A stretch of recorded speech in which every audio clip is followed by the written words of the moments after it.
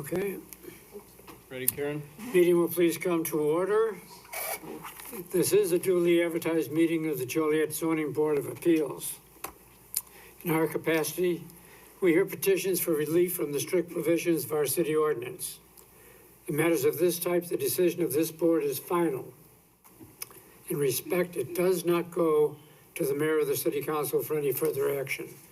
If you disagree with our decision, you do have recourse in a court of record. We also hear petitions for variations of land use. In matters of this type, we act as an advisory committee to the mayor and city council, making a recommendation either for or against it. The final decision on land use is made by the mayor and the city council.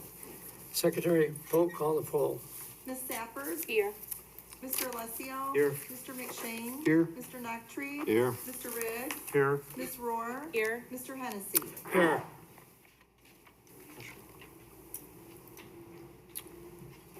First order of business would be approval of minutes from the June 15th meeting. Motion be in order. Motion to approve. Second. We have motion and second to approve the minutes. Poll the board. Mr. Alessio? Aye. Mr. McShane? Aye. Mr. Noctree? Aye. Mr. Riggs? Aye. Ms. Rohr? Abstain. Ms. Sappert? Abstain. Mr. Hennessy? Aye. Here, whatever.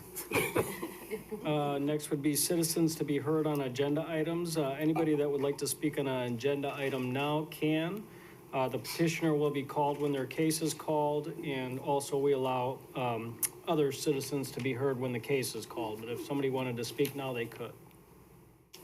Seeing none, we could move to old business for public hearing. We have none. Under new business public hearing, first order of business is 2023-38. Petitioner owner is John and Susan Lesnick. The location is 904 Mason Avenue. They're requesting variations. The purpose, the petitioner is requesting a variation on lot coverage from 30% to 33%, and a series of variations to allow construction of a covered patio at the rear of an existing home. Again, this is located at 904 Mason Avenue.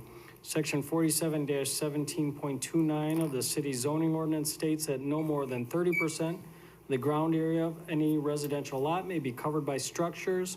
Remaining 70%, except that devoted to driveways and parking areas, shall be landscaped and maintained in such manner as to avoid becoming a nuisance. The property also has existing setbacks, nonconformities in relation to the main building, and these include front yard setback existing 23 feet, the side yard setback of 4.5 feet.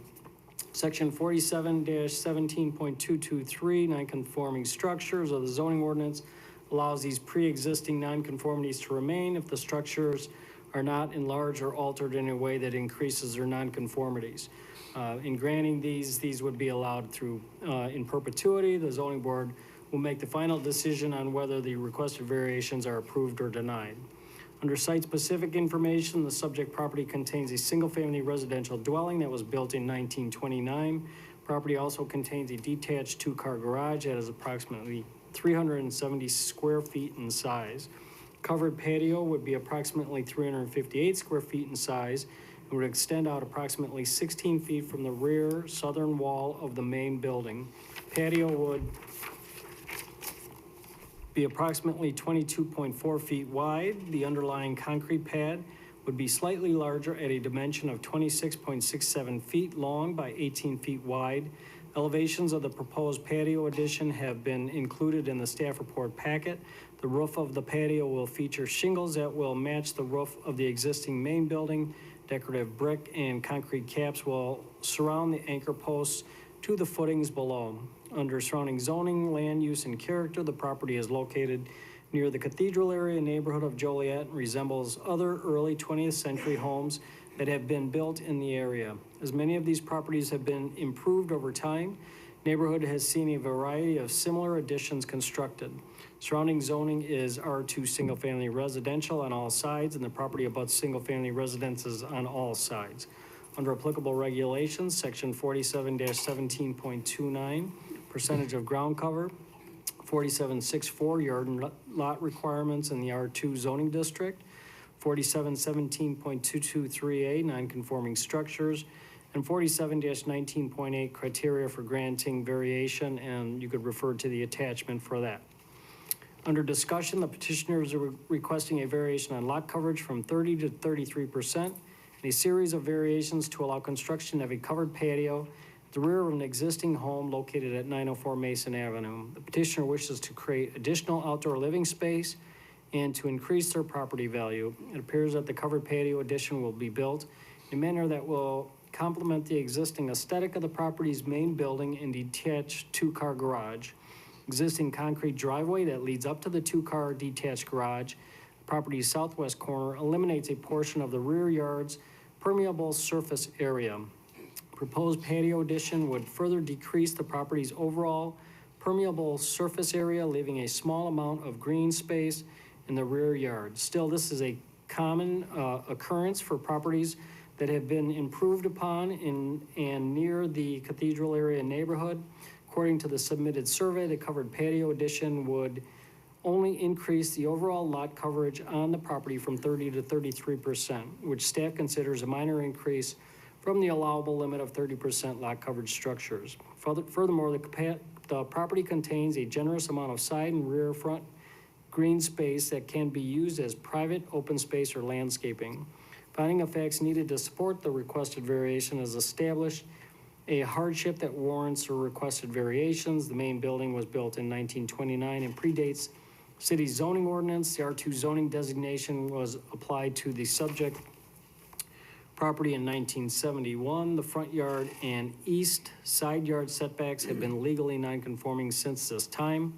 Subject lot is already undersized per R2 yard and lot requirements, as it is only 6,500 square feet in size. The R2 zoning district requires 7,500 square foot minimum lot area. On a standard R2 lot, the proposed lot coverage with the covered patio addition would be allowed as of right.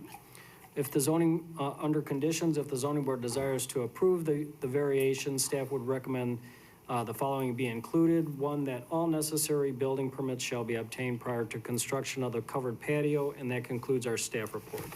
Petitioner here. Want to come forward, please?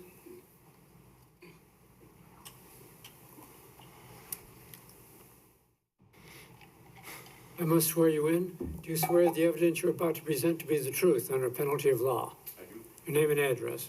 John Lesnick, 904 Mason Avenue. Any comments you'd like to make, sir? Just that I think the outdoor living space, it would be really nice for not only us, but the neighbors. Short and sweet. Yeah. Any comments by the board? Is there anybody in the audience wishing to speak in favor of this petition? Is there anybody opposed? Chair closes petition to the floor and asks the board for discussion. Motion to approve. Second. We have a motion and a second to approve the petition. Poll the board, please. Mr. McShane? Aye. Mr. Riggs? Aye. Mr. Noctre? Aye. Ms. Rohr? Aye. Ms. Safford? Aye. Mr. Alessio? Aye. Mr. Hennessy? Aye. Thank you. Thank you. That vote to approve is final. Now, what did you do? Next application is petition number 2023-39. The applicant owner is Stephen Richard. Location is 414 Southeastern Avenue. His request is of variations. Under purpose, the applicant is requesting the following variations to allow construction of a single-family home at 414 Southeastern Avenue. One is a variation to reduce a required front yard setback from 30 feet to 5 feet. The variation to reduce a required rear yard setback from 25 feet to 19 feet. Zoning Board of Appeals makes the final decisions on these variation requests. Under site-specific information, the subject site is a vacant lot located on Eastern Avenue between 4th Avenue and 5th Avenue. Eastern Avenue is angled along the block, creating lots of increasingly reduced depth. Subject site is around 3,980 square feet with a depth of 78.2 feet on one side and 53.7 feet on the other. Railroad tracks border the rear of the site. The property is zoned R3, 1 and 2 family residential. Under surrounding zoning, land use, and character, the property is located in the south side area neighborhood. Surrounding zoning and land uses as follows. To the north is R3 residential, south is the same. To the east is R3 zoning with railroad right-of-way, and to the west is B3 general business commercial. Under applicable regulations, section 47-7.4A, R3 yard and lot requirements. 4719.8, findings of fact supporting a variation, and you could refer to the attachment for those. Under discussion, the approval of the requested variations would allow a 915 square foot single-family home to be built on an undersized vacant lot. Petitioner is requesting front yard and rear yard setback variations due to the lot's irregular shape and reduced depth. The proposed front yard setback would be 5 feet measured to the roofed porch. The exterior wall of the home would be set back 10 feet. A 30-foot front yard setback is required for a single-family home in the R3 district. The proposed setback would not be out of character with the other existing homes on the block, which have non-conforming front yard setbacks ranging from approximately 0 feet to 20 feet. Petitioner also needs a variation for the rear yard setback because the north corner of the house is 19 feet from the rear property line and a 25-foot setback is required. The proposed home will have 2 bedrooms and 1 bathroom. A paved driveway will provide the 2 required off-street parking spaces. Plat a survey, floor plans, and elevations are attached. Under conditions, we have none, and that concludes our staff report. Petitioner? Petitioner present? You want to move on? Come back to that one? Are you the All right. petitioner? Yeah, come on up here. I must swear you in, sir. Do you swear the evidence you're about to present to be the truth under the penalty of law? Yes. Name and address. Stephen Richard, 414 Southeastern Avenue. Okay, any comments you'd like to make? Yeah, just noticed there's a vacant lot. It's been listed for a while, and I just thought that it would be nice to just have a house in there. Okay. Any questions by the board? Comments?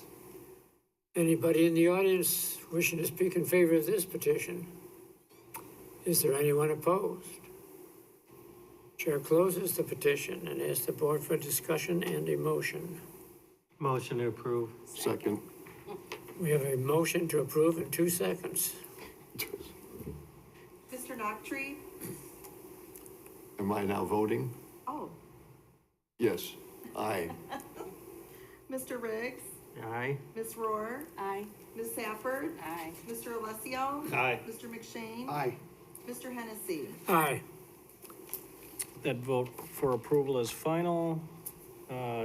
2023-40 has been withdrawn. So if anybody's here for 2310 Parkridge Drive, that petition has been withdrawn.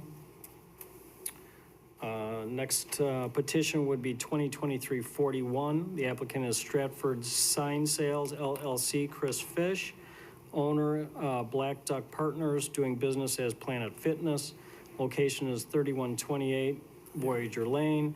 Request is a series of variations on signage.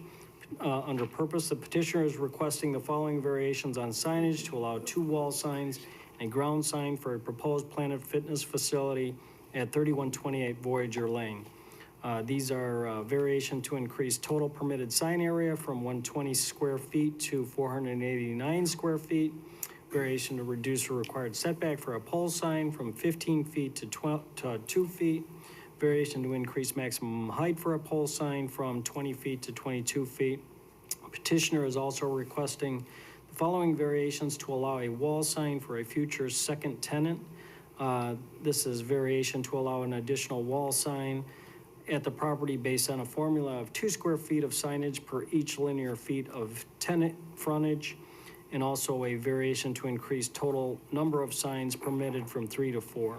Zoning Board of Appeals makes a final decision on these variation requests.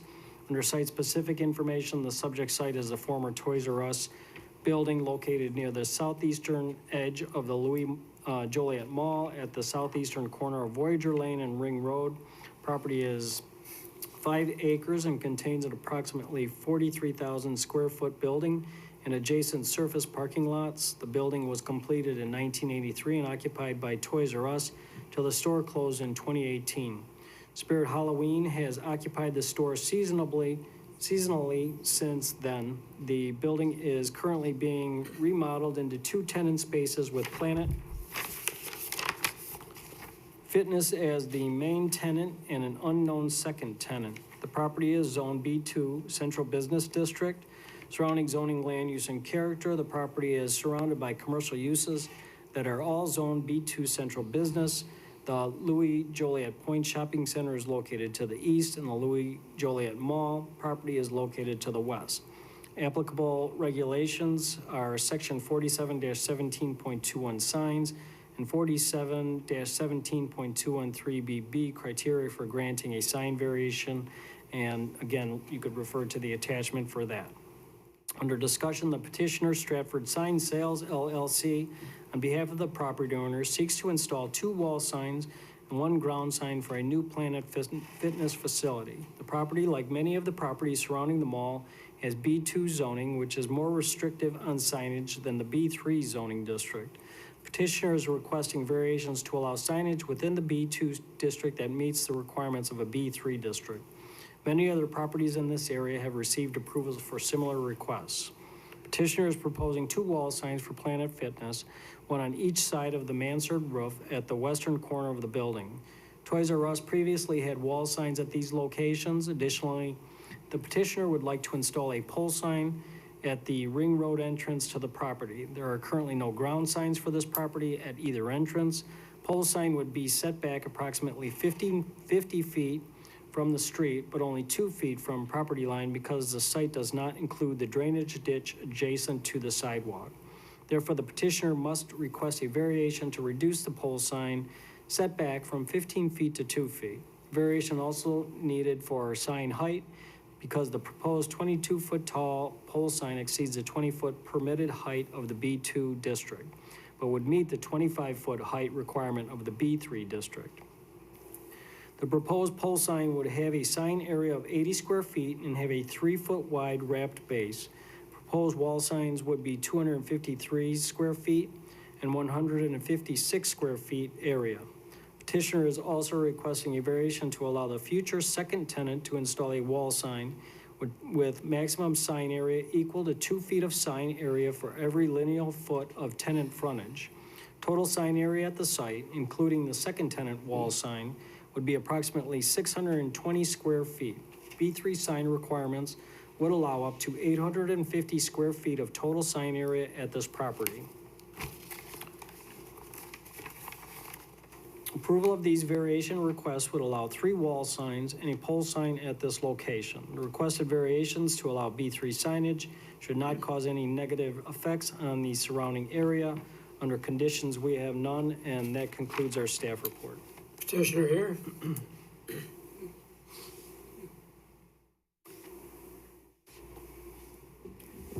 Do you swear the evidence you're about to present is the truth under the penalty of law? Yes, Name and address. my name is Chris Fish, and I live at 6310 Oakbury Drive in Wisconsin Rapids, Wisconsin. Okay. You got the floor. All right. So the initial plan was based on really the pretty similar to what Toys R Us had. 2 signs on the 2 different elevations of that mansard. Concerned about the swamp grass or the grass that's in the drainage ditch in front of the property, and it definitely is pretty tall, and they wanted to get out above that, and so the thought was to put a pylon sign out there as well. And there's quite a few trees in that area too that block the mansard, so that was their intent, was to get over that swamp grass, really. Any questions by the board? No comments? Anybody in the audience wishing to speak in favor of this petition? Is there anyone opposed? Chair closes the petition, asks the board for discussion and a motion. Move we approve. Second. We have a motion and a second to approve. Call the poll. Mr. Riggs? Aye. Ms. Rohr? Aye. Ms. Sanford? Aye. Mr. Alessio? Aye. Mr. McShane? Aye. Mr. Noctre? Aye. Mr. Hennessy? Aye, thank you. Thank you, guys and gals. That vote to approve is also final here. Next case is 2023-42. Applicant is Anacleto Sandoval. Status of the applicant is owner. Owner, again, is the same. Location is 1011 Valley Avenue. Request is a variation of use. The purpose, the petitioner is requesting a variation of use to allow a two-unit residence in an R2 zoning district for a property located at 1011 Valley Avenue. The city council will make the final decision on this requested variation of use. Under site-specific information, the subject property is approximately 0.14 acres in size, contains a two-story block and frame residential structure with an attic and a second-story rear deck. The footprint of the main building is approximately 773 square feet in size. There's a gravel driveway to the immediate south of the main building for off-street parking. Driveway will need to be resurfaced as a condition of the variation of use. Paved section of the rear of the property also contains an area for off-street parking, which can be accessed by the alley to the west. The building is divided into two different two-bedroom apartments, one on each floor. The building contained two dwelling units between 1940 and 2007. Subject property was rezoned to R2 single-family residential from to R2 from R3 in 1998. In 2003, the subject property was granted a variation of use to allow a two-unit residence.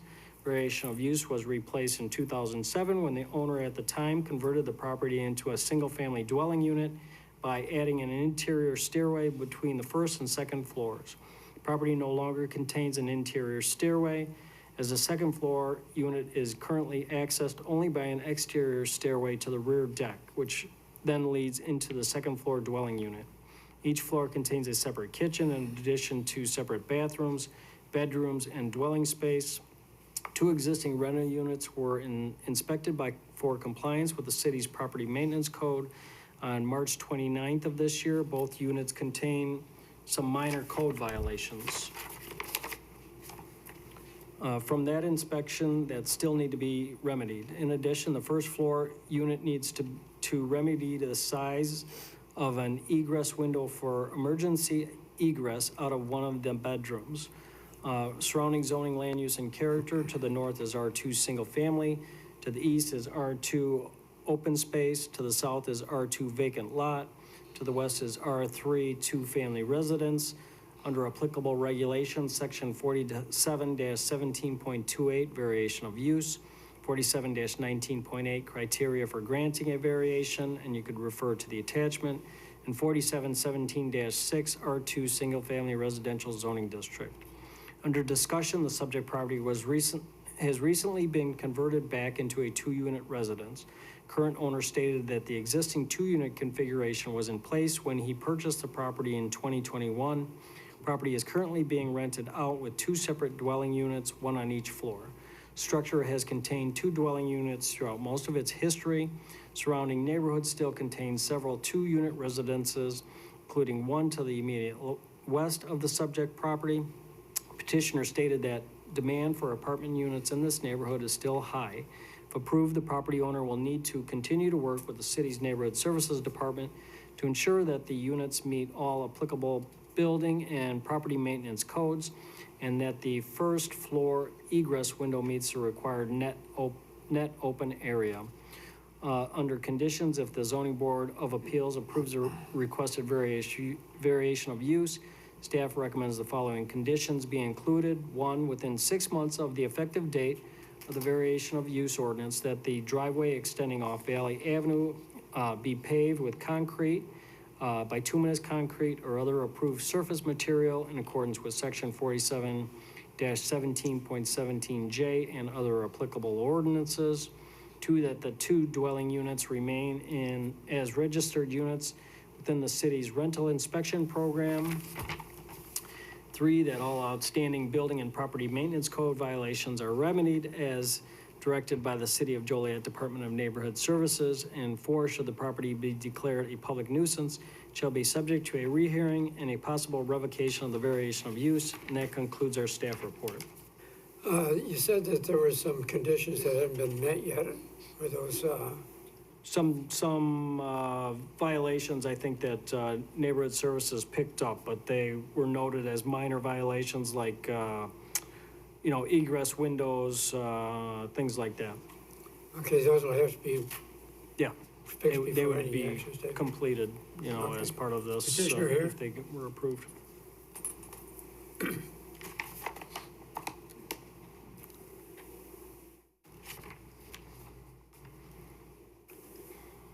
I must swear you in? Yes. Oh, you're both gonna talk? Okay, raise your hands. Do you swear the evidence you're about to present is the truth under penalty of law? Yes, And you're gonna talk, sir? I'm his translator. You're gonna interpret for, okay, go ahead. Talk into the microphone, honey. Oh, okay. Yes, we did this application so we can get approval for this, 2-unit. We noted that there was, they said that the egress window wasn't updated, but we did fix that, prior to coming here. But yeah, other than that, we think that the renovation that was done to this, unit, increases the property value and eventually the neighborhood value as well. For those recommendations that you have done, have you re-inspected or is there going to be a re-inspection? Yeah, there'll be a re-inspection. Sounds like they did the repairs, but we just haven't had an inspector out there to verify that, so. All right. Any other questions by the board? Or comments? Anybody in the audience wishing to speak in favor? Is there anyone opposed? Chair closes the petition to the floor and asks the board for discussion and a motion. Motion to approve. Second. We have a motion and a second to approve the petition. Poll the board, please. Ms. Rohr? Aye. Ms. Sappert? Aye. Mr. Alessio? Aye. Mr. McShane? Aye. Mr. Noctree? Aye. Mr. Riggs? Aye. Mr. Hennessy? Aye. Thank you. Thank you so much. And this will go to City Council with recommendation for approval on August 14th and 15th.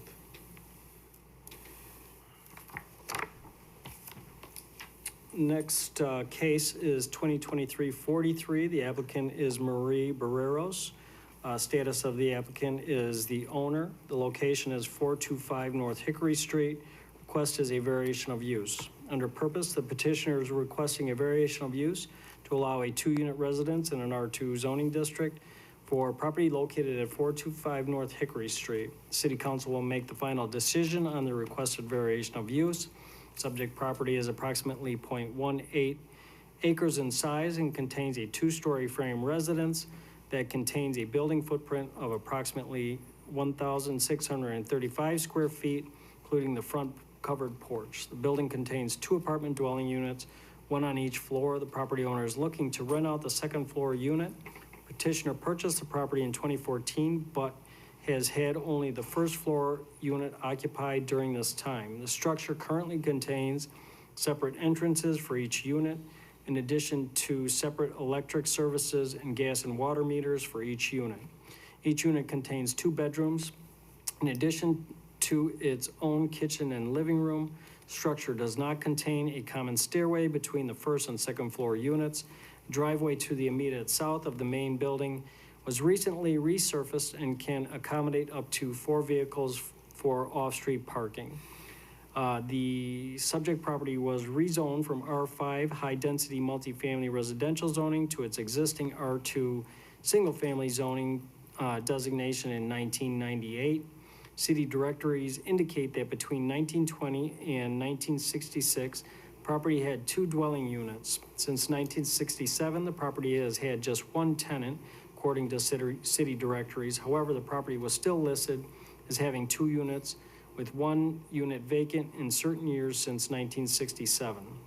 Petitioner purchased the property in 2014. Before the petitioner purchased the property, it had been converted into a single-family residence. The petitioner has been renovating the second floor living space into a separate dwelling unit since 2015 without a building permit. The petitioner stated that the second floor living space has maintained separate gas and electric meters from the first floor since its conversion to a single-family residential use. Subject property was inspected as part of the city's rental registration program on April 11th, 2023. It was during this inspection that the subject property was flagged for having an illegal second dwelling unit. Subsequent inspection that occurred on May 10th confirmed that all previous code violations had been remedied and that the only outstanding violation was the matter of having the inappropriate second dwelling unit for a property containing R2 single-family residential zoning. Petitioner has subsequently applied for the subject variation of use petition surrounding zoning, land use, and character. To the north is R3 two-family residence. To the east is R2 single-family residence. To the south is R2 single-family residence. To the west, again, is R2 single-family residence. Under applicable regulations, section 47-17.28, variation of use, 47-19.8, criteria for granting a variation, and you could refer to the attachment, 47-17.6, R2 single-family residential zoning district. Under discussion, subject structure has been converted back into a two-unit residence with work beginning in 2015. Structure contains separate means of access, separate utilities, and separate kitchen and bedrooms for each dwelling unit. There's no shared internal stairway between the two units.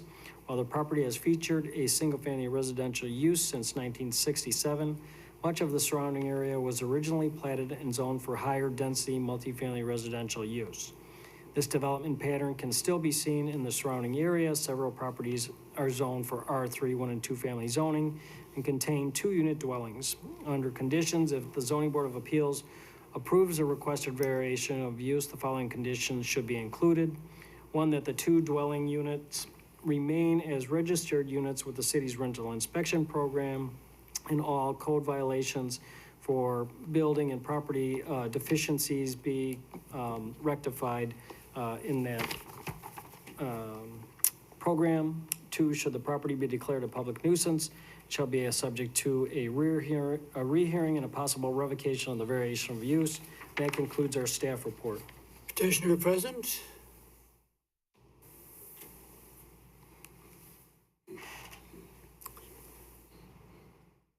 Do you swear the evidence you're about to present to be the truth under penalty of law? Yes, sir. Name and address. Lower the microphone on. Okay. There you go. Any comments you'd like to make? Oh, well, the property stands as is. I mean, it was a two-flat originally, and then it was reverted to a single family, and now we're reinstating the two-flat status. We want to, make a living out of it, like rent it out. Yeah. That's it. That's why we petitioned this variation in the use of the property. Any questions or comments by the board?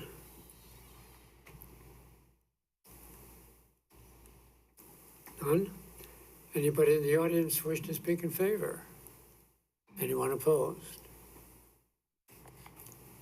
Come on forward.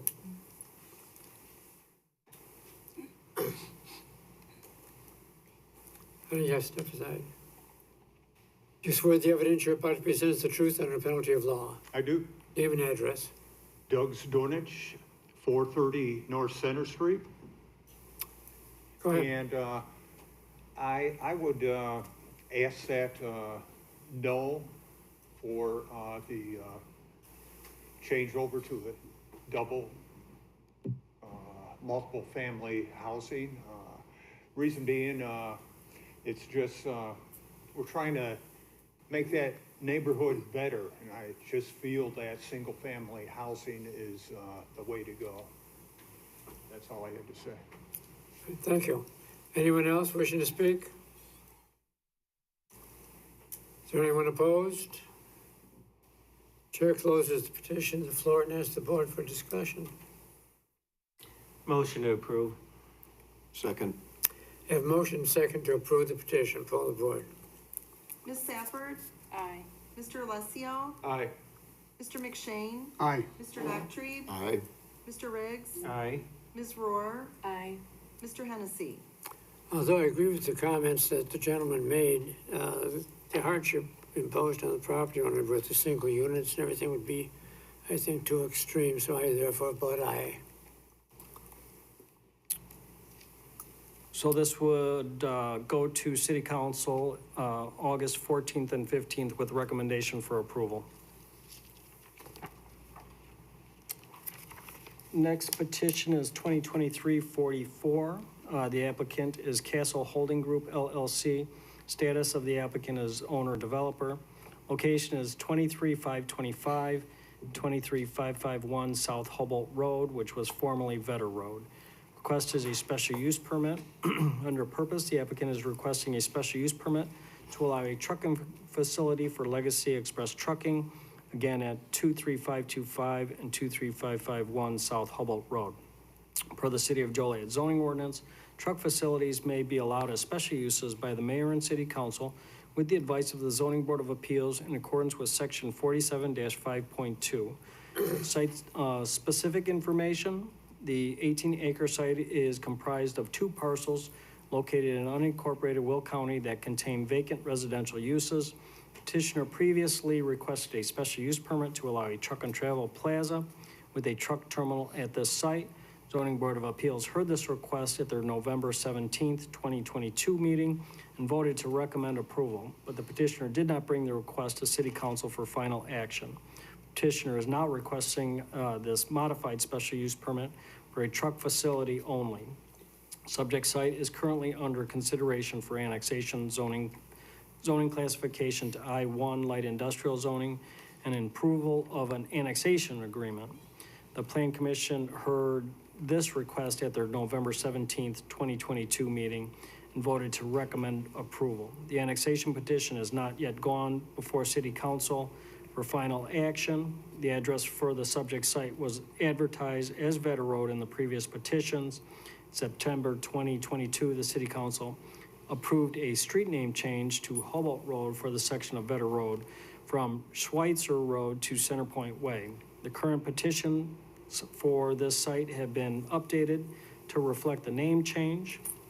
Zoning and land use for the adjacent properties are as follows.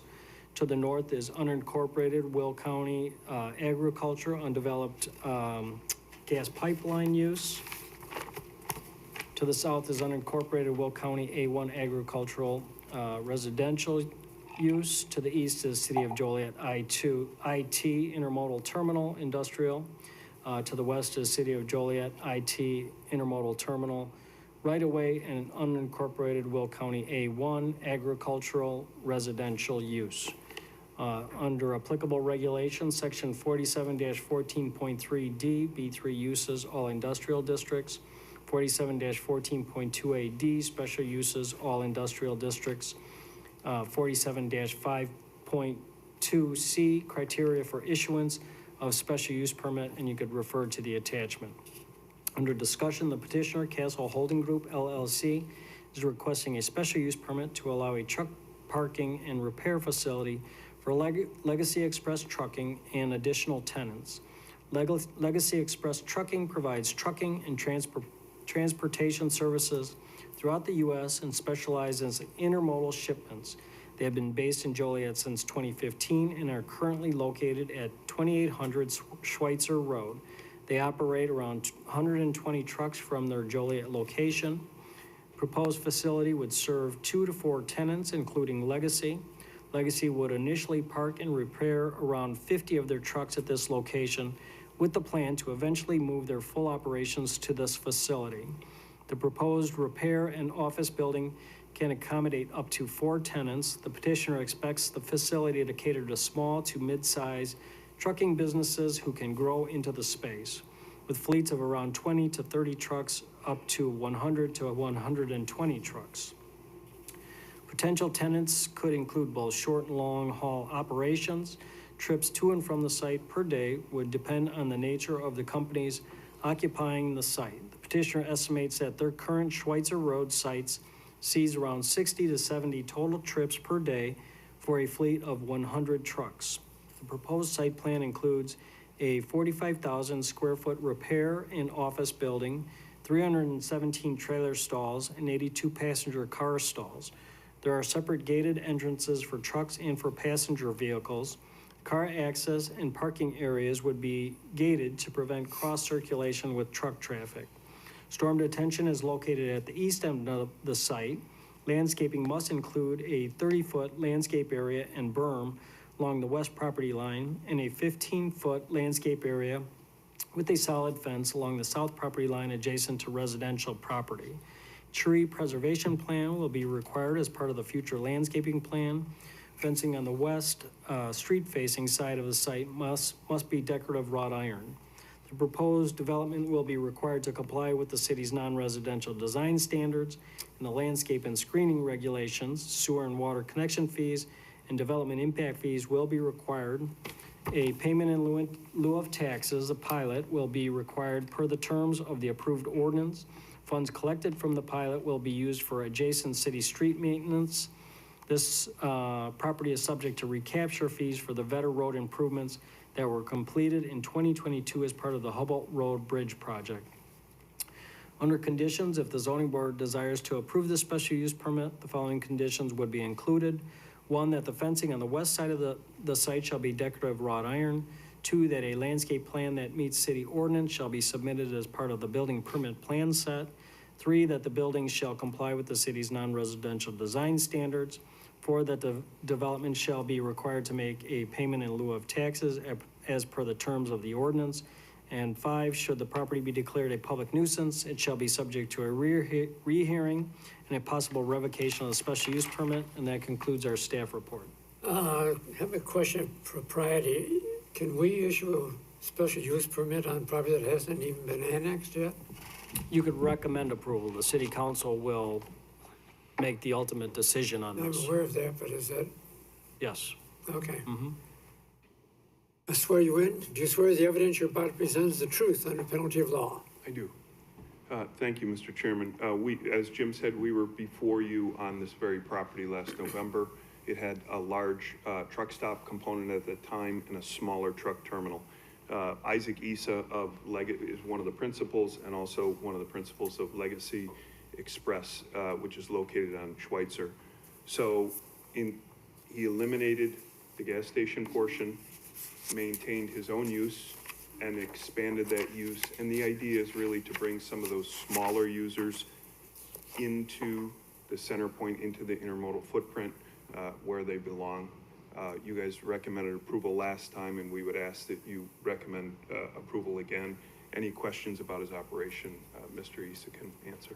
Okay, just for the record, you state your name, please. I'm sorry, Tom Osterberger, 111 North Ottawa Street. Thank you. Any further questions by the board? Is there anyone left in the audience who wishes to speak in favor? Anyone opposed? Aha.